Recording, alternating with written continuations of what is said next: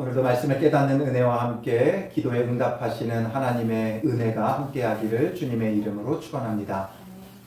우리가 사사기를 보면서 사사기에는 하나의 일정한 패턴이 있다고 그랬죠. 그들이 이스라엘 백성이 범죄하고 하나님께서 이방 나라들로 인해 압제하며 그들을 징계하시고 그 가운데 그들이 고통 가운데 회개하고 부르짖을 때 하나님이 사사를 세워 그들을 구원하여 주신다라는 거죠. 그리고 그 사사가 사는 날 동안에는 평온하다가 또 그 사사가 죽고 나면 또 다시 범죄하고 하나님께서 진노하시고 징계하시고 또 그들이 회개하고 또 그들이 그 가운데 회개할 때 하나님께서 사사를 세워 구원해 주시는 거죠. 앞서서 우리가 보았던 내용들이 이런 패턴이었고 계속 되어져요.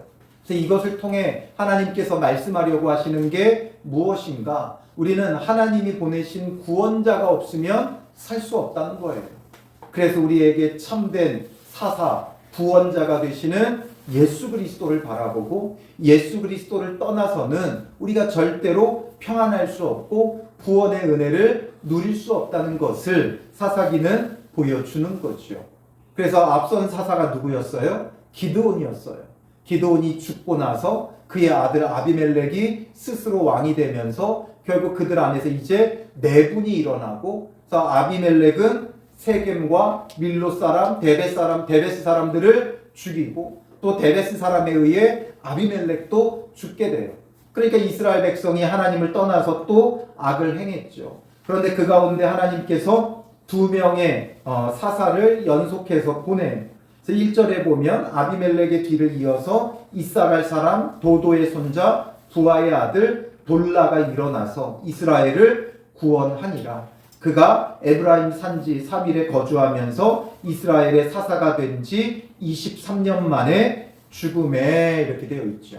그래서 이 돌라가 23년 동안 사사로서 이스라엘 백성에게 구원을 베풀고 죽게 되어졌어요. 그런데 이 돌라의 그 어떤 업적이나 내용들이 전혀 소개되고 있지 않아요. 그리고 또 이어서 나오는 사사는 야일이죠.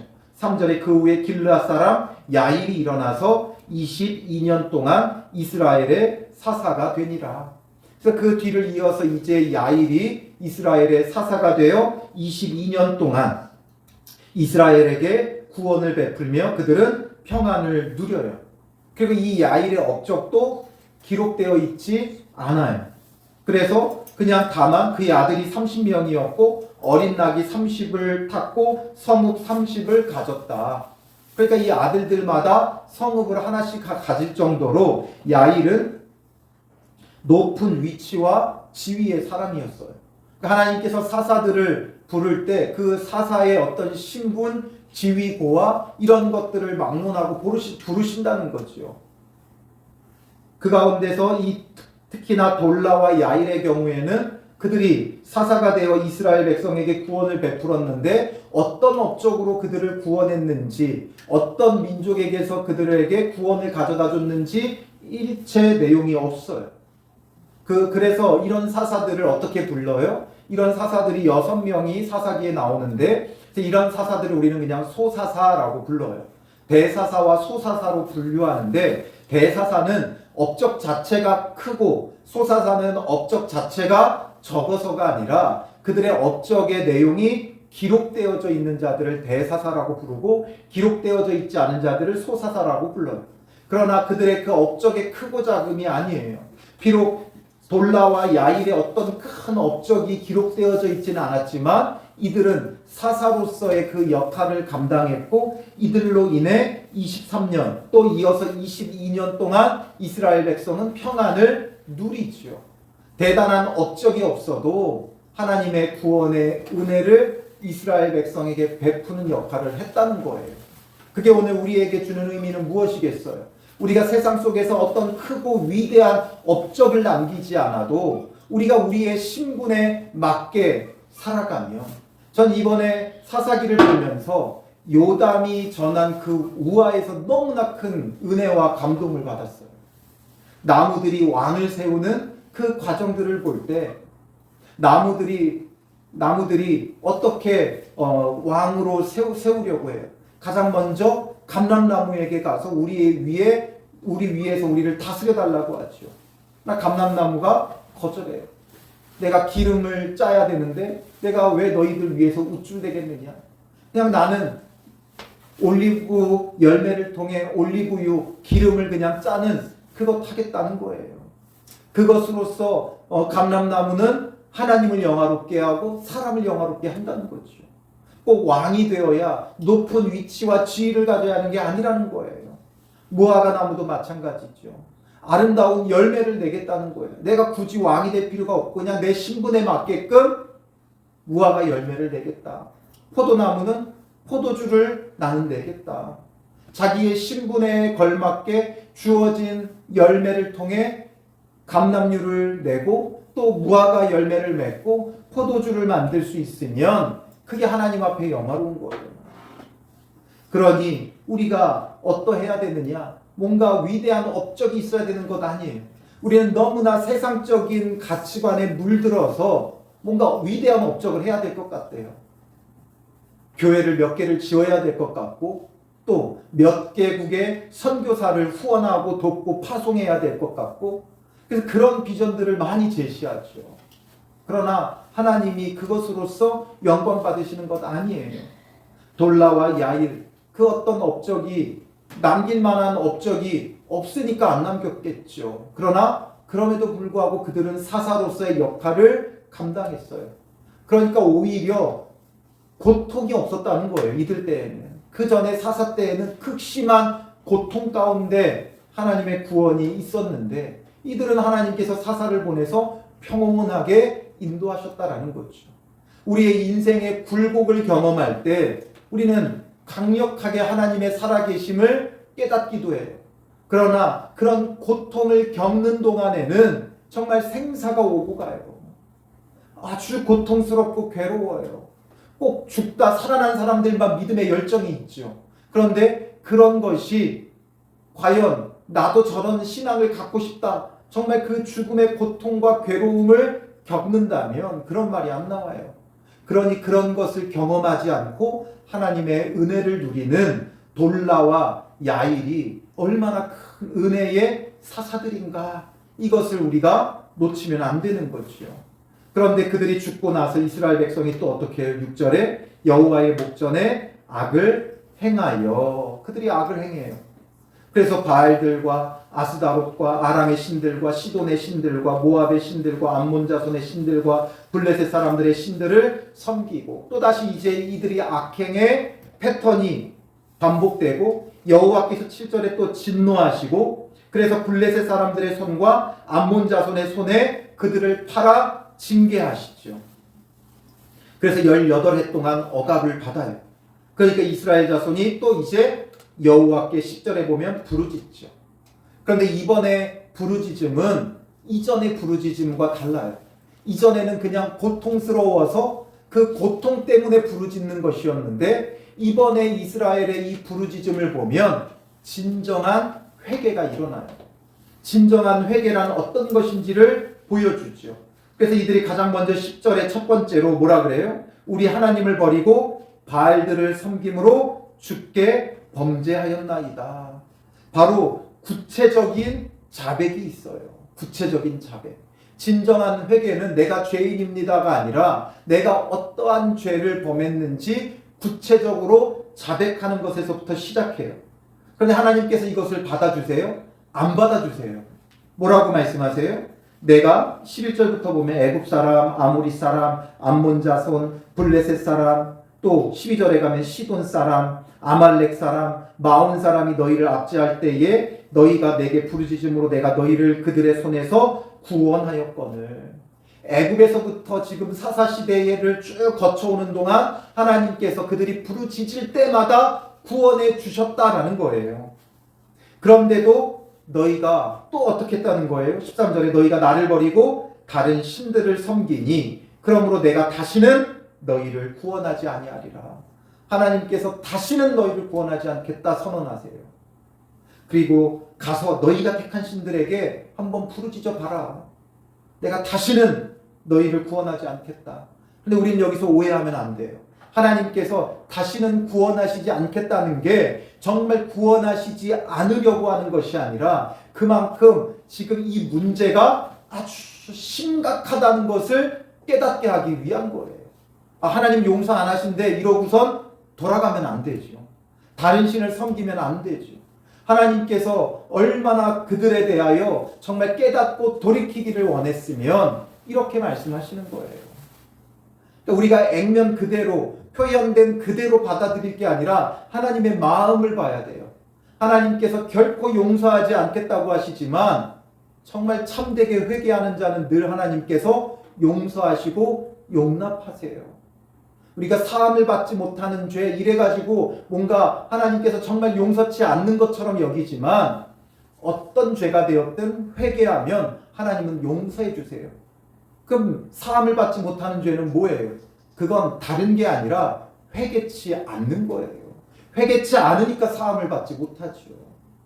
하나님 앞에 회개하면 그 어떤 죄라도 심지어 하나님께서 내가 다시는 너희를 구원하지 아니하리라 말씀하셔도 회개하면 하나님은 용서하시고 용납하시는 분이에요. 15절에 이스라엘 자손이 어떻게 해요? 그래도 끝까지 하나님 앞에 회개하죠. 우리가 범죄하여 싸우니 주께서 보시기에 좋은 대로 우리에게 행하시려니와 오직 주께 구하옵나니 오늘 우리를 건져내옵소서. 그냥 고통만 벗어나려고 하는 게 아니에요. 자기들의 그 죄의 깊음을 깨닫고 하나님께서 다시는 너희를 구원하지 않겠다 말씀하시는 것을 통해 자기들의 죄가 얼마나 참혹한 건지, 자기들의 죄가 얼마나 깊은 건지를 그들이 깨닫는 거예요. 그러니까 고통에서 그냥 단순히 벗어나려는 게 아니라 주께서 보시기에 좋은 대로 우리에게 행하시려니와, 그러니까 하나님께서 우리에게 벌 주시면 받겠다라는 거죠. 어떤 벌이라도 받겠다. 그런데 오직 주께 구하옵나니 오늘 우리를 건져내옵소서. 어떤 벌이라도 달게 받겠습니다. 다만 우리를 구원만 해주십시오 이거죠. 어떤 것으로 우리에게 벌을 내려도 벌을 받겠다는 거예요. 다만 우리를 구원만 해주십시오 이거죠. 하나님이 주신 그 징벌을 우리가 마땅히 감당해야 될 책임도 우리가 외면하면 안 돼요. 우리는 회개하면 하나님이 다 용서해 주셨으니까 그것으로 끝이라고 오해하면 안 돼요. 그래서 이런 것들을 사람들이 오해하니까 이런 걸 소재로 영화나 드라마에 사용하죠.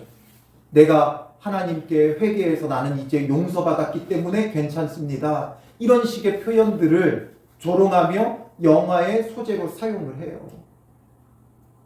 그래서 우리가 이런 것들을 오해하면 안 돼요. 회개했기 때문에 하나님이 용서하셔서 다 끝난 게 아니에요.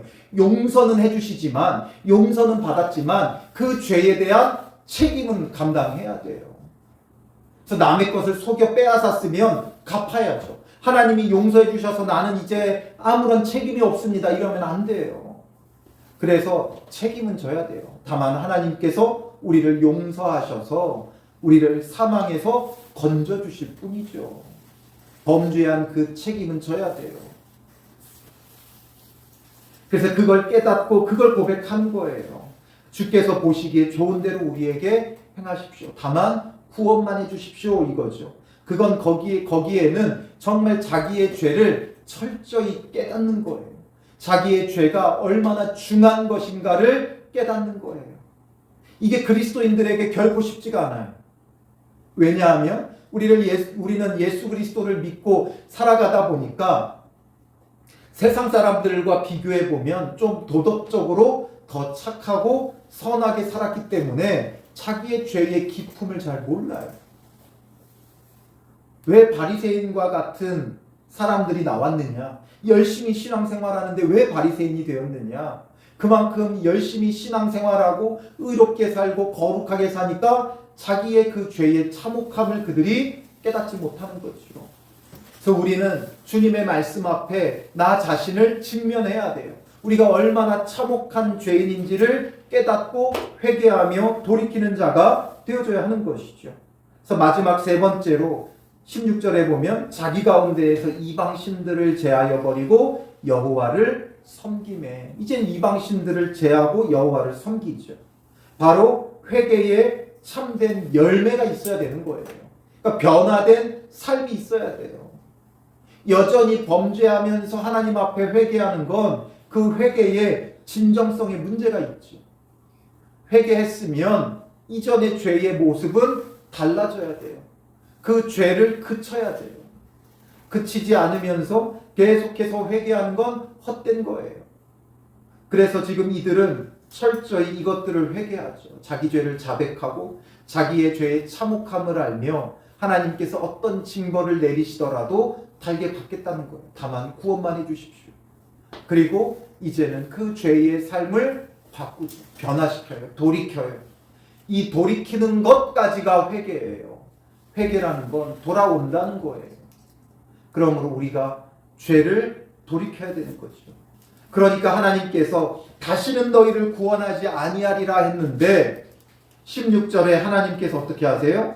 이스라엘의 곤고로 말미암아 마음에 근심하시니라. 그들이 정말 곤고함, 심령의 가난함 속에 하나님 앞에 참회하며 기도하니까 하나님께서도 마음에 근심하셨다는 거예요. 그들이 죄인된 모습을 돌이키며 참회하며 하나님 앞에 자백하며 회개하니까 하나님도 그 마음에 근심하셨다. 우리말로는 근심이지만 이게 카짜르라는 말이에요. 카짜르라는 말은 조급하다, 참지 못하다라는 거예요. 하나님께서 다시는 너희를 구원하지 않겠다 했지만 참지 못하시는 거죠. 하나님은 누구에 대하여 참지 못하세요? 회개하는 자에 대하여 참지 못하신다는 거예요. 심지어 다시는 너희를 구원하지 않겠다 말씀하셨어도 회개하면 하나님이 못 견뎌 하시는 거예요.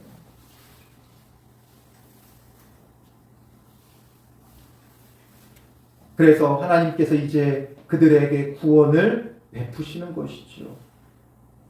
이런 것처럼 오늘 우리에게 있어서 중요한 건 하나님 앞에 참된 회개가 필요해요. 나의 죄의 깊이를 알아야 돼요. 우리가 본성적으로 얼마나 악한 자인가.